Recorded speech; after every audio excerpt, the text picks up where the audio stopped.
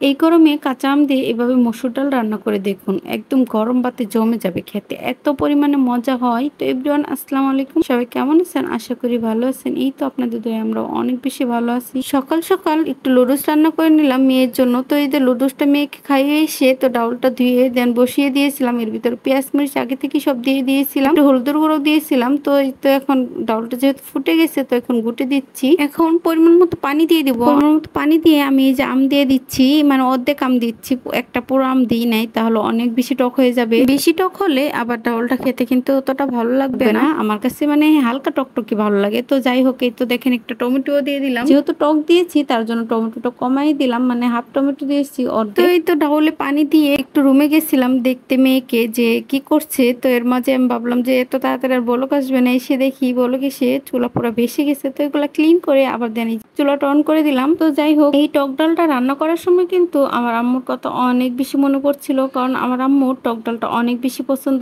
মানে আমের দিনে আম নামলেই বাজার থেকে প্রথম আমটা মনে হয় আমার আম্মু নিয়েই সেই প্রথমেই টক ডালটা রান্না করে, এত বেশি পছন্দ করে। বেসিক্যালি এই টক ডালটা কিন্তু আমি আমার আম্মুর কাছ থেকেই শিখছি। আম্মু রান্না করলে এর চেয়ে আরো অনেক বেশি মজা হয়। আম্মুর সব রান্নাই আমার কাছে অনেক বেশি মজা লাগে। আমার কাছে না, শুধু সবাই বলে আমার আম্মু রান্না নাকি অনেক বেশি মজা। তো যাই হোক, এই তো দেখেন ডাউলটা আমার হয়ে গেছে কথা বলতে বলতে। এখন এই যে বাগারটা দিয়ে দিচ্ছি। আর ডাউলের মূল স্বাদ কিন্তু বাগারই। বাগারটা আপনার পারফেক্ট হলে ডাউলটা অবশ্যই খেতে অনেক বেশি ভালো লাগে। তো যাই হোক, এই তো দেখেন বাগারটা এসে গেছে, এখন বাগারটা দিয়ে দিলাম। তো এখন বাগার দিয়ে দিলাম ডাউলটা। আসলে ডাউল যত যাই বলেন না কেন, বাগারটা যদি আপনি পারফেক্ট হয় ডাউলটা খেতে কিন্তু অসাধারণ হয়। আর এইভাবে ডাউল রান্না করলে ট্রাস্ট মি, যে খাবে তার আঙুল চেটে পুটে খাবে, এরকম এইটুকু আশ্বাস আপনাদের আমি দিতে পারি। তো যাই হোক, এই তো দেখেন আমার ডাউলের কালারটা কতটা সুন্দর আসছে। তো যাই হোক, তো ডাউলটাকে আমি এখন ভালো করে নেড়ে দিচ্ছি। আর ডাউলে কিন্তু আরেকটা সিক্রেট আছে, ডাউল যত নাড়বেন তার ডাউল নাড়ার মধ্যেও কিন্তু টেস্ট আছে, মানে ডাউল নাড়লে কিন্তু একটু বেশি মজা লাগে। তো যাই হোক, এই তো দেখো, এই তো ছোট মেয়েটাকে কোলে নিয়ে আমি ডাউলটাকে অনবরত নেড়ে দিচ্ছিলাম। তো নাড়লে আমার কাছে ডাউলটা অনেক বেশি মজা লাগে, খেতেও ভালো লাগে। তো এই তো দেখেন আমি ডাউলটা অনবরত নেড়ে দিচ্ছি। তো আর বেশিক্ষণ রান্না করব না, 1 মিনিটের মতো চুলায়